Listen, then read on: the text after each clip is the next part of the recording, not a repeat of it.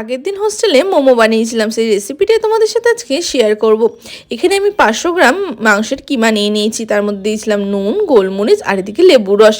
সেটা দিয়ে এটাকে মাখিয়ে সাইডে রেখে দিয়েছিলাম। ময়দাটাকে একটুখানি হলুদ, ঘি, নুন আর একটুখানি টক দই দিয়ে ভালো করে ময়ম দিয়ে মেখে নেওয়া হয়েছিল। এবার তোমাদেরকে বলি কী কী ভেজিস দেওয়া হয়েছিল। প্রথমে দিয়েছিলাম হচ্ছে রসুন কুচি, তারপর দিয়েছিলাম বাঁধাকপি, কুচনো করা পেঁয়াজ, তারপরে দিয়ে দিয়েছিলাম গাজর। পরিমাণগুলো তোমরা তোমাদের মতন করে দিও।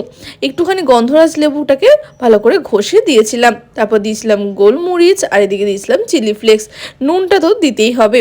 এই সব কিছুকে একটুখানি মেখে নিয়ে দিয়ে দিয়েছিলাম কুচনো করা লঙ্কা, তারপর দিয়েছিলাম সয়া সস। এই সব কিছুকে এবার চিকেনটা দিয়ে ভালো করে মেখে নেব। এই সাইডে লুচি বেলাও শুরু হয়ে গেল। তো এখানে দেখো মোটামুটি একটা মিডিয়াম সাইজ করে সবগুলোকে কেটে নিয়ে আমরা মেনলি এই শেপটাই দিয়েছিলাম। মানে আমরা সব রকম শেপই দিয়েছিলাম, বাট এটা একটু বেশি দিয়েছিলাম। তোমাদের পছন্দ মতন তোমরা শেপ দিতেই পারো। এখানে স্যুপটা বানাচ্ছিলাম, তার জন্য প্রথমে একটু বাটার গরম করে তার মধ্যে দিয়েছিলাম বাঁধাকপি, পেঁয়াজ, গাজর আর কয়েক পিস চিকেন। তো এটা ভালো করে যখন ফুটে আসবে তার মধ্যে একটুখানি জল দিয়ে দেবো, নুন দিয়ে দেবো আর গোলমরিচ দিয়ে দেবো।